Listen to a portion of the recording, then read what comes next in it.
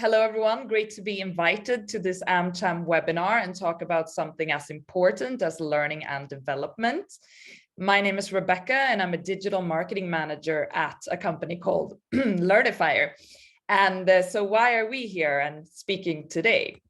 Well, we are, in short, a learning platform that hundreds of organizations and companies use to onboard and upskill and reskill their employees.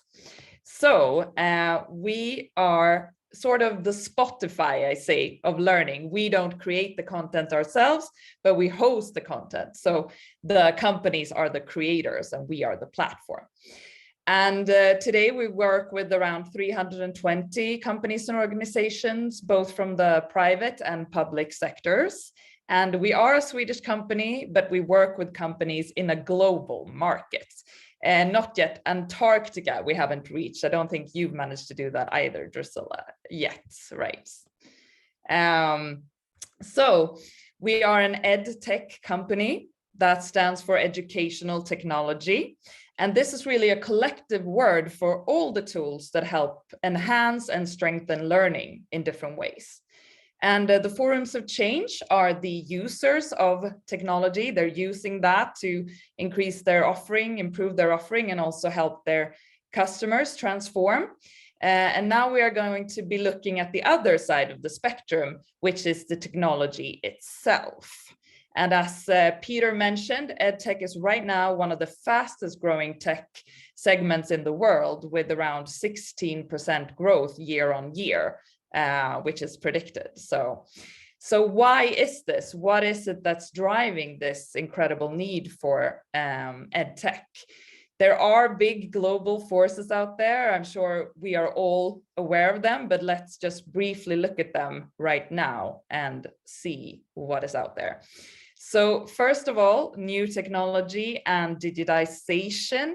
This is a reality for all businesses right now, and the processes and work methods are constantly changing. Our products and services are changing. So then knowledge needs to be acquired constantly. So how do you do that? Then you need the effective technology in place.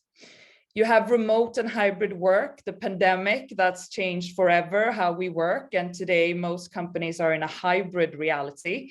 So how then do you convey knowledge and train people when everybody is not in the same place? So how do you make sure everyone has the skills needed and the knowledge needed to do their jobs?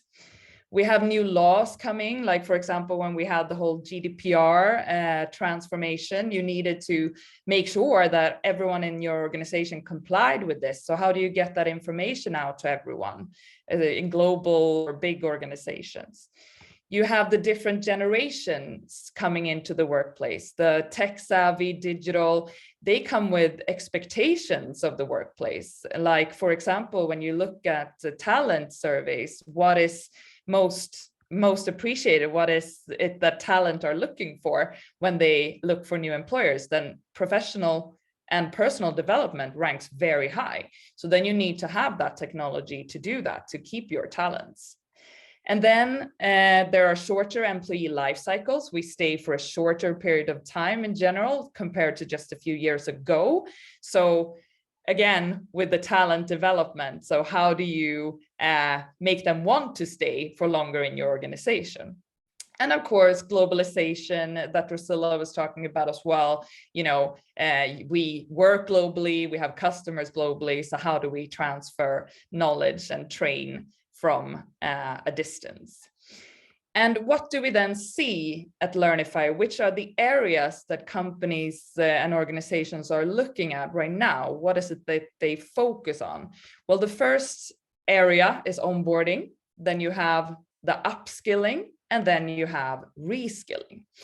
And if we just look at them really briefly, the onboarding is you need to make sure that your employees get a first good impression of your organization, but also that they can quickly hit the ground running, because as we say, it's very fast paced, and people, when they start new jobs, they want to contribute visibly as soon as possible. So how do you then create learning that enables them to do that. And there are many surveys around onboarding, and many indicate that, for example, as much as 70% increase in productivity for new employees if you have a good onboarding in place.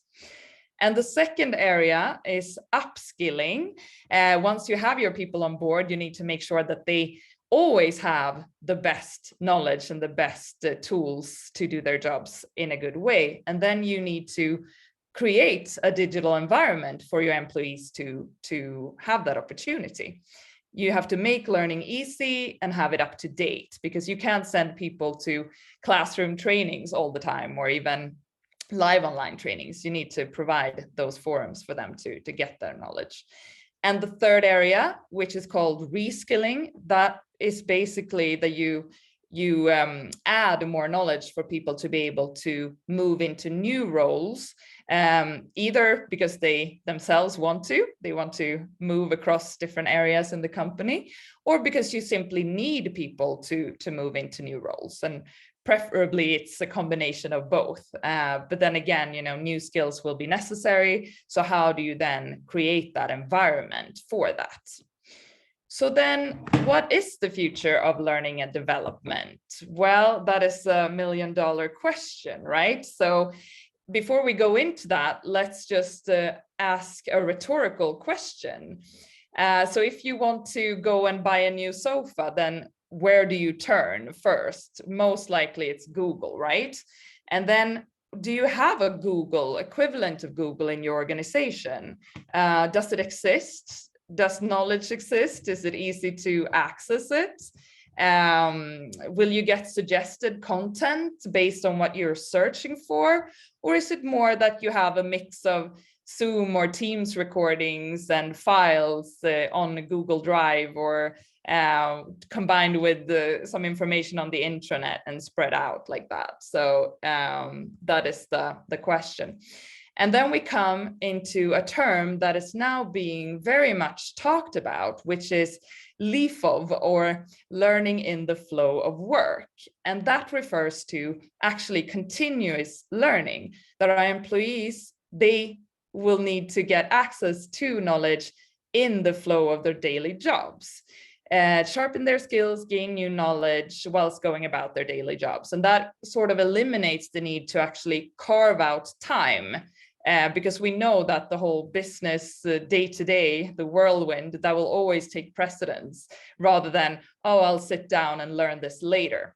So this is basically learning that needs to happen at the point of need. When an employee is faced with a challenge or a task, you don't know how to solve it. How do I, for example, do this report in this system? Well, then you go about on a journey to search for your information. And that needs to be able to, you need to be able to do that in the flow of work. So, and according to research from Deloitte, companies and organizations that manage to do this actually get a lot better business outcomes, because they are better able to adapt to change. So this is something that organizations are needing to look into now, creating their own little Googles in their organizations. And this enabling your people to learn and adapt in real time, that is a competitive advantage. And so creating a culture of learning in the organization will be one of the most important things you do now for it to thrive, and both today and then in the future. And then how do you know if you have a so-called LEFOV, a friendly organization? Well, here are 4 things that we see that organizations who are successful or on their way to success have in common. So let's look at these 4, and then you can also think, how does it look in your own organization right now as we go through them? So the first one is accessible. Okay, so first of all, does the knowledge actually exist in the first place? Do you have a course or training? Do you have information about what they need? And if you have it, how accessible is it? Is it easy to find? I think we've all been in the situation where someone says, oh, you can find this information on Drive, and then there's a jungle of files, and you try to search for it, and it takes a lot of time. Then we spoke about this as well, on demand. I mean, have knowledge that can be consumed in the flow of work? Can people look for the information? Can they find the information?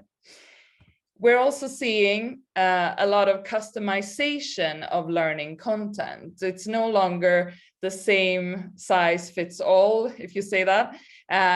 We see, for example, more and more companies now looking at, okay, so maybe a general onboarding program doesn't work for everyone. They are customizing different onboardings depending on which role. And maybe some roles, they have people who prefer to learn from the desktop and they prefer to have text and images.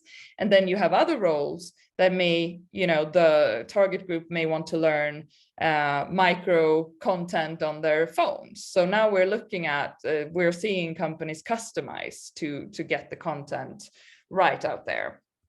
And then the fourth one, that it's carefully curated, that you actually take the time to write the short book, that you don't overwhelm people with content, because this content is going to help them quickly upskill.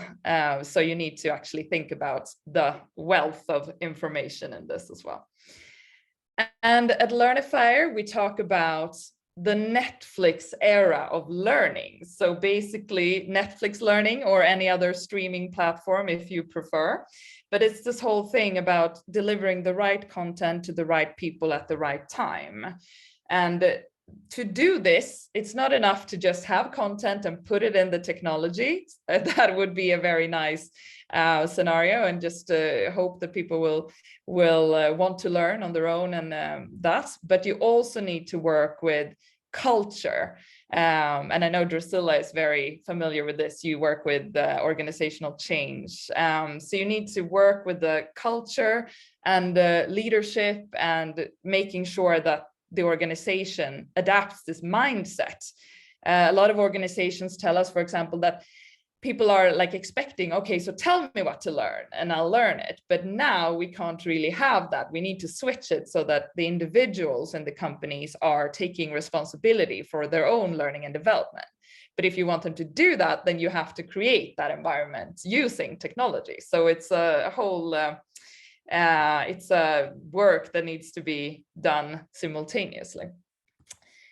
And then what to do then? This is all very overwhelming. It is not very easy, actually. But one thing that help companies now in this digital transformation is learning platforms like Learnifier, but there's also a jungle of options out there that, fit different types of organizations. And if you are in that stage now that you're looking into educational technology, then I want to just send you a few tips of things to look at when you are browsing technology providers. And the first one, I would say, and maybe the most important one, when we talk about creating this learning culture, is that the platform and the technology needs to be very intuitive and easy to use. Because it's no longer going to be that HR and L&D create all the courses themselves. That will not be scalable. So what we see now in many organizations that are making big steps towards becoming successful with learning, they are distributing this learning. So they're empowering people within the organization, managers and employees, to actually create courses themselves. And then HR and L&D would be, quality assurance and having the strategic and the overall plans. But you need to empower people in the organization so that the platform becomes the organization's platform rather than just a platform used by a few people. So, and then make it easy to create this content. It should be very, very easy. And then the second one, just make sure that your technology enables you to make content accessible anywhere and anytime and on any device. On the screen here, you, for example, see a popular Swedish restaurant chain that is expanding very fast and growing. They have over 70 restaurants and they're onboarding a lot of young people. Maybe it's their first job and so on. So, and speaking of the generations and so on, they wanted to enable them to be onboarded through their mobile phones. And they also knew that video was a preferred content. So pretty much their whole onboarding academy is video snippets of different scenarios in the restaurant. They have a pin show versity, which is very inspiring. but also they needed this to be accessible because all the new people that they onboard, they don't have a work email, for example. So then it was very convenient to be able to invite them to the courses through their mobile phones, just send an SMS invitation and so on. So they've done a really great job at making content accessible in the way their target group wants it and needs it. And then the third one, I would say automations. Administrating learning can take a lot of time. I'm sure a lot of you listening now are doing that in some way. And then as we go to automated communications everywhere, everything is starting to get more automated. And so is also this communication around learning. So automate anything that you can, course invites, maybe send emails that are enhancing the learning, quizzes, boosts, well done, recommendations of other courses to take after they've finished the course and so on. So automations is also something that companies that are making big strides ahead is making use of. And then I would also say, make sure the technology integrates well with other systems, because we have an ecosystem of systems in place. So the learning platform or the learning technology needs to be integrated well with the other systems in your organization. And then I would also say what we've already been speaking about here, the on-demand aspect. We are seeing now a lot of organizations building academies, they're building course catalogs. They want people to be able to go in and search for maybe interesting courses, interesting information.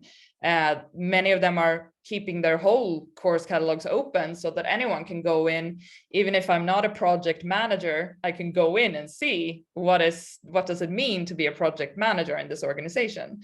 And maybe that will lead me to be inspired to go into project management and so on. So this is a way to present the options out there, sort of like Netflix, and then see what people are attracted to. So I would say that is my final tip when you look at educational technology. And just wrapping it all up, you need to be successful in the future. You need easy to use, effective and engaging educational technology. But the good news is that it's already out there. So it is just to choose the right platform for you and then work on the culture and the transformation and the digital change management. And then I will just say, may the learning be with you for now. And then I will hand over back to you, Drusilla, for some final words. Okay. Thank you, Rebecca. It has been an engaging journey for us. And thank you, Rebecca, for sharing the things that Learnifier can do in organizations. Because as we recreated ourselves in an online platform, we struggled to find the answers to all of those questions, many of the things that you mentioned in your presentation, and everything is true. You have to have integration, you have to have good development, you have to understand what you are trying to create and working with a good partner. But the reason why I and Rebecca wanted to do this today and to wrap up the presentation is, first of all, for us, we had to change our mindset. We had to think a new way about how we delivered what we are doing. And so I would invite all of us on this presentation today to also think about our mindset, because as we think of the future of work, there's a lot of talk around policy and law and bricks and mortar, but almost no one is talking about how do we educate people or give people the education that they need to work in this future of work. And when I think about it, it reminds me of the 6 men from Hindustan and the elephant. It's a poem. I won't read the whole poem to you, but because it'll be a part of this video and you can read it. But the first 2 stanzas are something like this. It was 6 men of Hindustan, to learning much inclined, who went to see the elephant, though all of them were blind, that each by observation might satisfy his mind. The first approached the elephant and happened to fall against It's his broad and sturdy side at once began to bawl. God bless me, but the elephant is nothing but a wall. The future of work is so much more than a wall, and so many of us are holding our peace. So I would like to invite us all to think about what the future of work is and to see if we can see the whole elephant and create the reality that we all would like to have and need. Thank you, Rebecca. Thank you, AmCham. And now we turn it back over to Peter.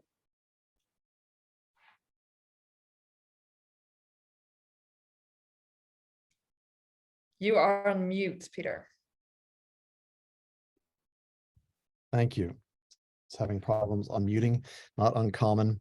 But thank you for that. There's a lot of really great insights there, and a lot of those like stories and examples certainly resonated for us for even though we're a small organization. But I guess I'm going to ask some questions to kick things off, and then if you have questions online, you can please raise your hand and I'll call on you. You can unmute and turn on your camera and ask your questions directly. But when the pandemic hit us three years ago now, like the businesses of all sizes were like immediately impacted, including ours, and we're still working to identify like what's the best platform, what are the most reliable and secure platforms for the new world of work, hybrid working. So I guess the first question I have is really for both of you. What are some of the most common challenges that your clients share with you? Well, for me, can you hear me? Yes. Okay. For me, our clients is one of the challenges that we had to face during the pandemic was they didn't mind teaching on our platform. That was okay, educating on our platform, but they had a preferred platform that they wanted to use internal to the organization. And they wanted us to translate our work from our platform to that platform. And was it possible? And it wasn't about they couldn't use it. It was about the IT department didn't want to have to support so many different platforms. So we had to find a compromise and a way of working with that. So that has been a challenge and it depends upon, who you know or what your IT department has studied, the platform that you may come to. It may not be the best platform, but it's the platform that you have. And we had to learn how to work within that parameter. That's a hard thing to switch when especially if you're an SME, a small or medium-sized company, because it takes a lot of resources to move all of your knowledge into a new learning platform for one client. Yeah, but we were lucky because we had clients who were willing to work with us, and they understood that they would have to put some time and effort into it. So we worked together. It was a great collaboration and a great learning for us both. But I agree, it's a big job. It's a heavy lift for a medium-sized company like ours. And what about you, Rebecca? Was your question about how the challenges the companies face before purchasing a learning platform or while they are working with the learning platform? Yeah, even more general than that, what are the most common challenges that your clients share with you? Well, there are many different challenges. I mean, one of the things is this whole, how do you create a culture of learning that we spoke about? Like, how do you get people to search for the knowledge? How do you serve that knowledge in ways that people want to have it in? It's this whole, I think a lot of companies right now, a lot of clients that we're working with, they are quite early in the stages. So a lot of them are working to get the onboardings right to at the very beginning. But now we're also seeing this move into, okay, how do we upskill and reskill people? So it's about building those academies, serving content. But then there's also the aspect of working with mindsets in the organization. Like I was talking about, this whole changing from please tell me what to learn to the other way of serving knowledge in a way to get that proactivity in the organization. Could I just piggyback on what you just said, Rebecca? It's about the mindset. It's about people wanting to get the knowledge. I like your analogy of a Netflix kind of environment, because when you use Netflix, you go there because there's something you want to see or you need to see. So you're right that the organization, you know, because we work with change and transformation, has to create an environment within the organization where people want to go to the technology and learn. And then, of course, the technology has to be interesting enough to hold their attention, because if it's boring and it's just a PDF on a screen, people in the Gen X and Gen Y are not going to be interested in learning in that way. You know, it's like, I could give me a book if that's what you want me to have, but they need something more engaging. That's like something that I'm picking up everywhere, including a book I'm reading right now that mentioned that the current job cycles are about 4 years. So the average person has a 40-year career, that's 10 jobs. So when you couple that into the overall question about talent attraction and talent retention, I think what you guys have been talking about in terms of both content and platforms for making it easy for people to learn at work would likely play a key role in attraction and retention. In fact, last night we learned from another expert at a program Drusilla and I were at, that competence is a key part to fostering motivation and a sense of well-being at work. Yeah. So how do you guys see the ed tech? Well, I guess it's not just the ed tech itself, it's also the content in its role in helping companies with talent attraction and retention.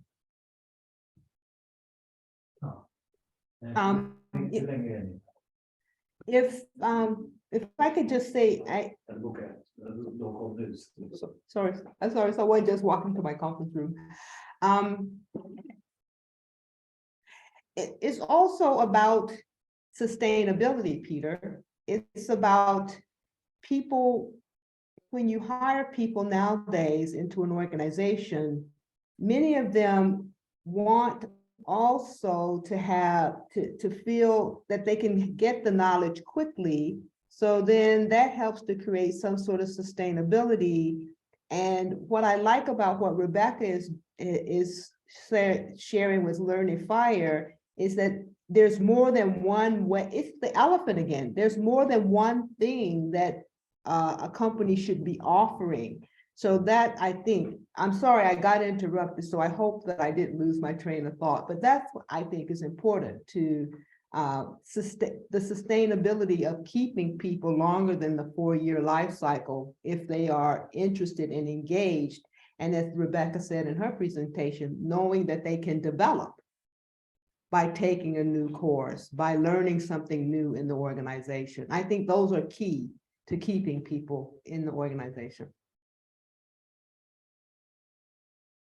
And Rebecca, you have anything to add? Yes, no, it goes back to what I said there with the talent, you know, that when you look at talent surveys, the personal development and professional development ranks very highly. So, and then also combined with the fact that we stay maybe for a shorter period of time in general in one workplace, people really need to feel they are progressing, they're moving forward, they're learning new things. So that is an important aspect of keeping talent. And we were talking about this whole onboard, upskill, reskill.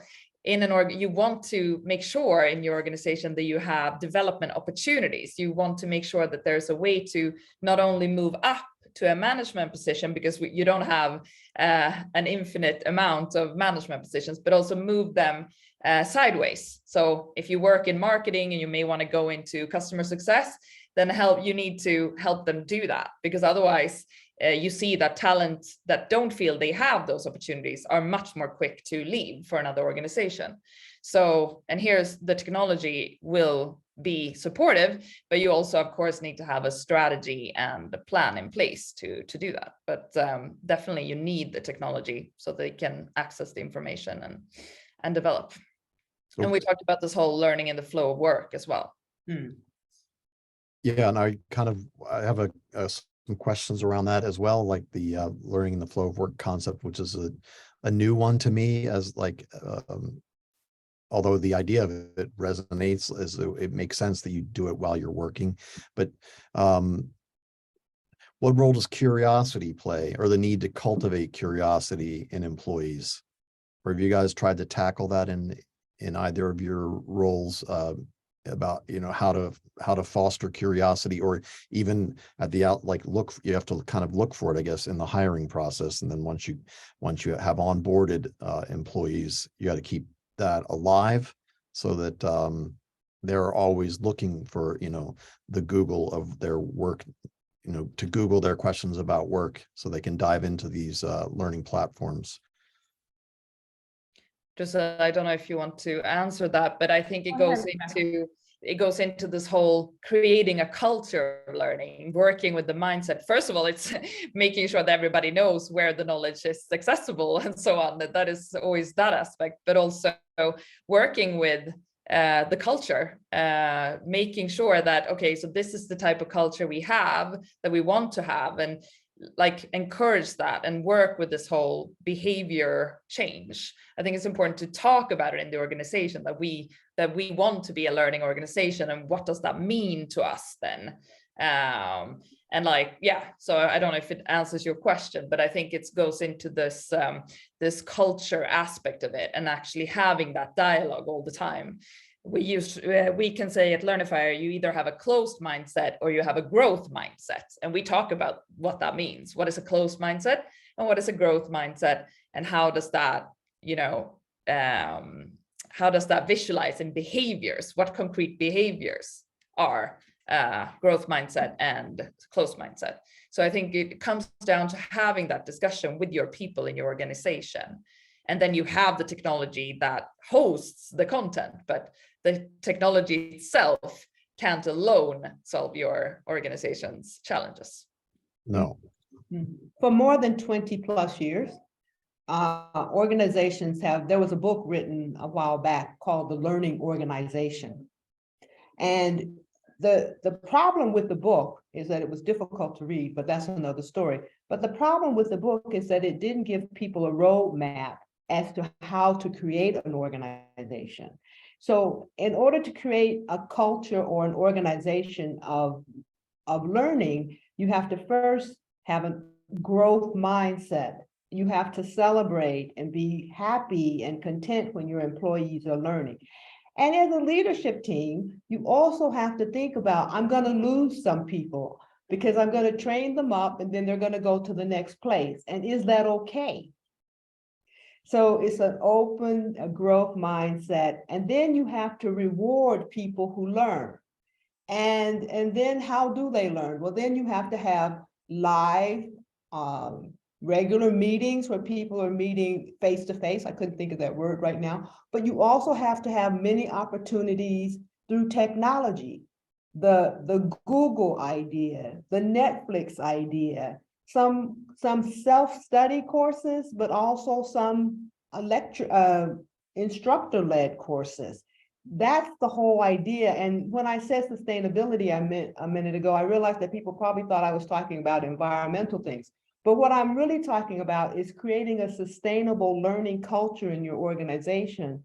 And it starts with the leadership, and it filters its way down and out to the people. At least that's what I think and believe, and what I try to help our customers and clients do. We have an idea which is kind of foreign in consulting. We say that we like to help you go from help to self-help. In other words, we will come and consult with you and help you get started, but we also want to help you learn so you can do what we're doing inside your organization, because that's the only way it becomes sustainable. I can't be in your organization forever, but I can come in and help you and take you from help to self-help. Yes, and if I can piggyback on that a little bit, Drusilla, you're saying the role of managers. I would also like to emphasize that managers need to be involved in their teams and development. This is so important. So what we see people are doing, for example, are putting learning goals with their employees, and then they follow those up in regular intervals, at one-to-ones or monthly meetings and so on. Okay, so what did you learn? What do you want to learn? How do people want to develop? Managers can really play a crucial role here, because it's not going to be HR who's going to follow up. Okay, did you develop towards your career goals, or are you making the switch? It's going to be the nearest manager, really. And then, so this is very important. So one-to-one setting learning goals with your team. Where do they want to go, and to help them prepare for those transitions, if you will. So I think the role of management here is very, very important. The nearest manager will be very important. So now what we're doing from a tech perspective, for example, in Learnifier, we have developed a team view so that managers can actually log into the platform and see which courses their employees are taking as well. Just get a little, not as a control function, but so that they can see, okay, my team is learning, they are progressing, and they can also, have these conversations with their team members. So, and this goes into this whole upskilling, reskilling thing that you need to have. You need to move people upwards and sideways and so on. And of course, onboard new ones as well. So that begs, or what you were just saying there, Rebecca, made me think about, what is there an application for this, like your product Learnifier, on the front end for customers, like onboarding the customers, clients into your system? It could be learning a new payroll system, or from an outsourced provider, or are you guys only doing internal? No, thank you for that question. The majority of our clients work with onboarding and internal skills development, but we also have a lot of companies using us to train their clients, or helping their clients with their learning. So we have a lot of, for example, training companies such as Great Leaders and Blanchard. We also have companies like NCS Color that would use us to train their partners and their customers. So our platform is used for many different purposes. So yeah, I hope that answers your question about that, Peter. Yes. I'm sorry, Peter, could you, I don't know everything, but does learn in the flow of work, do you guys have the possibility for a mechanic, for example, who needs to change some technical thing, a company could develop a course correctly? Am I onto something here, where the mechanic takes the course with him? So when he needs to repair this thing, he doesn't have to take a big fat book. He has it in his phone or somewhere, and he can actually open up the course and go through the step by step. Is that also learning in the flow of work? Yes, definitely. So definitely, that's the way it is. And they can open up on their phones or desktops and just go to, okay, what was it in this chapter or activity? Okay, so I'll just go in and look at that, which is avoiding also lots of questions within the organizations, because you can find it yourself. And then just what we haven't spoken about so much here is, yes, learning platforms, but then you have these channels such as Slack or Teams, and those are also very important to have for the more day-to-day learning. Just ask questions, inspiration, all of these. We at Learnifier, we work a lot with Slack, for example. We have a help me channel where you can post any question so that anyone in the company can jump in. We have specific department channels. We have a Slack channel that's called We Live, We Learn, that we can share reports and surveys and things like that. We also do, speaking of this live elements, like every month we have a monthly meeting live online where all the departments are updating everyone what's going on. We have quarterly conferences live, and that you can join online as well. It's also, we have Friday chats every Friday morning where we take different topics. We invite experts, both internally and externally, to teach, to upskill us. So it's not just the whole digital learn on your own, but it's those different things that you do to identify what knowledge needs to be transferred in the organization, and use all these channels together. So there's the whole network of channels in that. The informal learning. And what about for small businesses, nonprofits? is there a way that they can leverage the opportunities and learning in the flow of work if they don't have the bandwidth to create the content? I mean, even if they were to, as you suggested in your presentation, empower employees to create the courses. I mean, they don't have it, like, if they're small businesses, they won't have like a HR for like quality control of it. So how can small businesses and nonprofits benefit from learning in the flow of work? Well, we actually work with both large organizations, but also a lot of not-for-profits and smaller companies as well. And I think it comes down to that it needs to be very easy. I think the focus of Learnifier has always been, it should be as easy as creating a PowerPoint has been the vision from the beginning. Everybody should be able to go into the system and create content. And it's very easy to share it with other people. You can invite people very easily through sending an email invitation.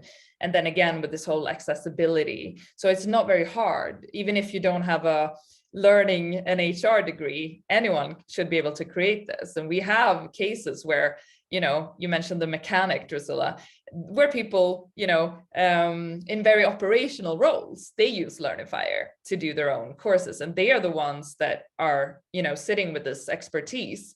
So that makes sense. So a lot of companies teach people in the organization how to use Learnifier and how to create. So it's a digital learning about creating digital learning. And then they go about and do it themselves. So I think that's the beauty of Learnifier, that it's so easy.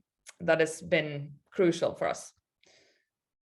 I like the idea. It's like a low threshold, low barriers to entry. That's good. Mm-hmm. So in terms of what are the, like, we only have a few minutes left, but I wanted to ask you both about your work to help organizations manage this fast-paced transformation of all things to do with work, and not just work, but our lives as a whole when it comes to the digital transformation. How, like, if you could just maybe top 3 things, how your respective companies are helping organizations manage this transformational change. Drusilla, do you want to start with talking about, because you are working a lot with this. This is your core business. Yeah, how we start is we start working with people either in the classroom or online. We take them through the 4 rooms of change, and they learn, they get there, they gain the language where they can talk about how they feel about change. And then there's a piece in 4 rooms of change where we work to take a deeper dive into what's happening in the organization. And we ask them 3 crucial questions. Where are we? Given the knowledge that we have created together, where are we? How do we feel about it anyway, as a team, as a leadership team, and what we want to do about it? And then we give them guided dialogues where they start to talk to each other about not all of the extraneous stuff, but what can we do to increase our contentment and inspiration in this organization? Because inspiration is where you innovate. So if you're not inspired, you're not going to get anything new. And contentment is where you take something into production. So if people are not content, they are not very productive. So how can we increase inspiration and contentment and lower censorship and confusion?